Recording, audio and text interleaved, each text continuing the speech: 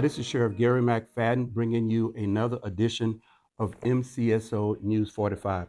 Well, today I want to talk about the news conference that was held in Raleigh a couple of days ago by Representative Hall and Berger. So they made a lot of comments concerning sheriffs. They made a lot of comments about what we do in Charlotte and especially what we are not doing with ICE. So I want to tackle one or all of them this morning and let you know my opinion and my views about it. So when they're talking about mental health, there need to be more mental health. No one in North Carolina is doing more about mental health than the Mecklenburg County Sheriff's Office and our detention center.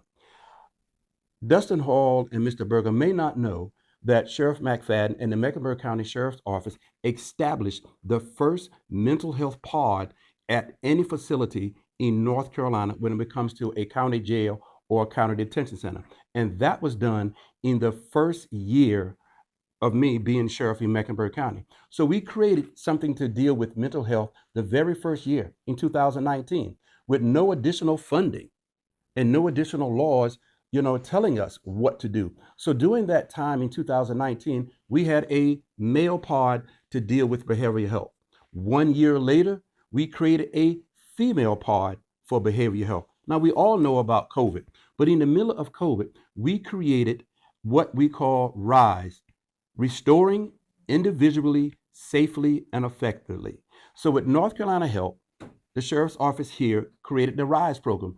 That program was so successful in 2022 that the North Carolina Department of Human Health and Resources asked us again to provide mental health services for others, meaning that the Mecklenburg County Sheriff's Office this past spring took care of that by creating RISE, what we call 5.0. So that RISE program now helps 36 other sheriff's offices in the state. So you always hear them talk about other sheriffs and meeting with those sheriffs. Well, we met with those sheriffs too. And now, because of our program, the RISE program, 36 other sheriff's office will be able to allow their inmates/residents come to the Mecklenburg County Sheriff's Office for help. Now, when we talk about bail bond and the bail bond laws and referendum, that is up to them. That is up to the lawmakers in Raleigh. Don't be fooled by the rhetoric and the wordplay and the word slants. We, as the sheriff, do not make any recommendation for somebody's bond, and we do not create the laws that governs the bonds. Make sure you understand that. Those guys in Raleigh are the ones who create the laws when we talk about bail bond and bail bond referendum. Now, when we talk about soft on crime, you have to understand they may not well understand crime because most of them come from small counties. Mecklenburg County is the largest county in the state, 1.3 million. So they may not be accustomed to see the crime rate the way it is in Mecklenburg County because it's 1.5, 1.3 million people. They come from small townships. So when we talk about soft on crime, we can't be soft on crime because myself and Chief Jennings have been in this work over 30 years. For me, over 40 years. And I've never been soft on crime. You can look at my track record as a homicide detective. I've never lost a case in court, although I have never solved all of my cases. My clearance rate is above 90%. So we're talking hundreds of homicide cases, hundreds of cases that we brought before the judicial system, and we all found them guilty. So never says Sheriff McFadden is soft on crime. Now, when we talk about reentry and helping those to return to society better, we should do that. Why? Because this is why we're having this conversation now about Mr. Brown, because there were things that were not done for the community as what we call a soft handoff. We can give them certain amount of help, but we can't give them all the help necessary to provide them back to society better than they left. So we're going to talk about this. If Mr. Hall and Mr. Berger wants to come to Mecklenburg County, I would ask them to come and stop talking in Raleigh and actually come to Charlotte and see it firsthand instead of just talking about it and standing behind a podium. Or I can come to Raleigh and have these conversations with you. And I strongly consider you coming to Charlotte. but I won't mind coming to Raleigh as I do all the time to talk to you. So I'm going to personally invite each and every one of you to Charlotte because you always talk about Charlotte, but you never come to Charlotte and come to visit. And why that's so important? Because you always talk about you talk to sheriffs, but you haven't talked to the African American sheriffs. Let me say that again. You have not talked to the African American sheriff who all mostly are Democratic. And then we all know that we use the rhetoric left wing, right wing. We're talking about sheriffs. If you respect us as American sheriffs, you will come to Mecklenburg County and talk to the sheriff with the largest county and the largest population. And we also know that your tone and tenor is always about sheriffs.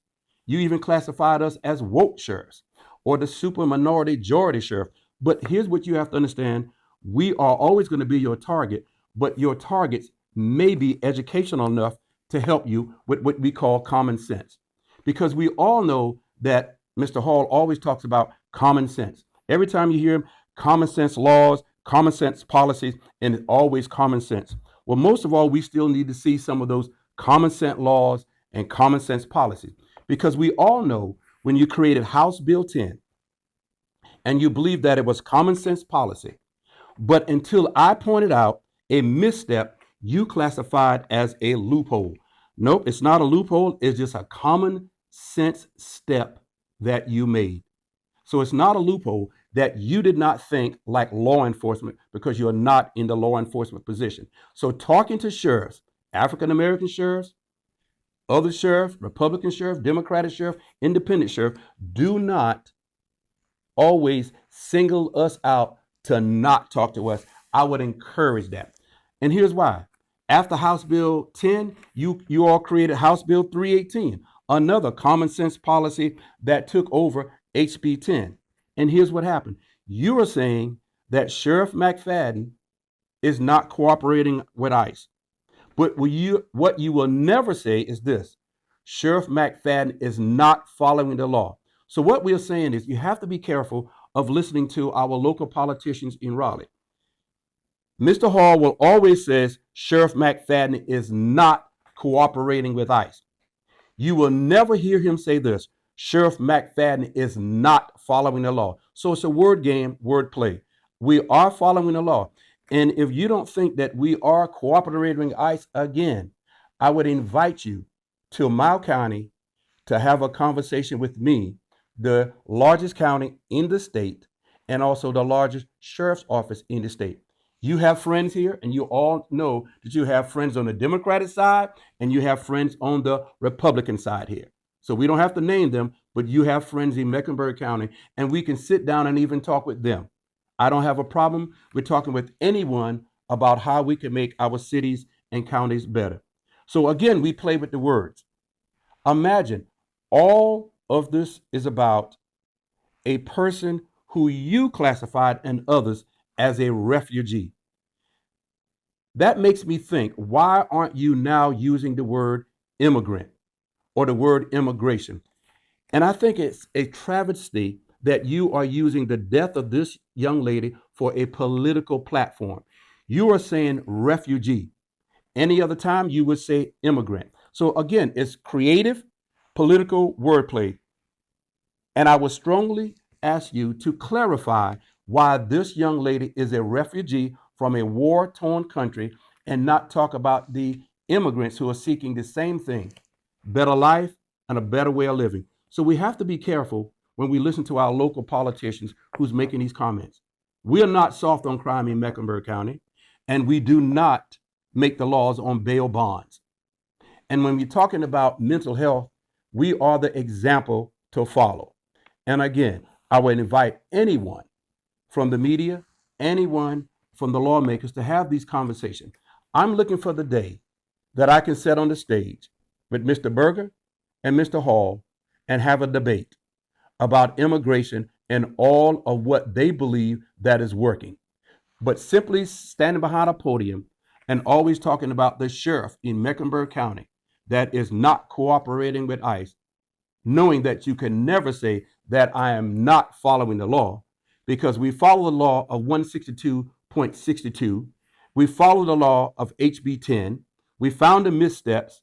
You created another law of House Bill 318, but you forgot to tell the people even that law is not addressing when men and women with state charges are now being extradited back to their countries without facing the legal system of North Carolina.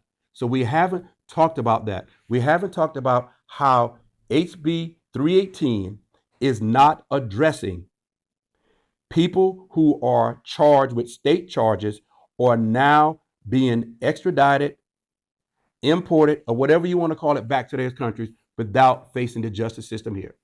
So we look forward to you coming, or you can always give me an invitation to Raleigh, and I'll be glad to.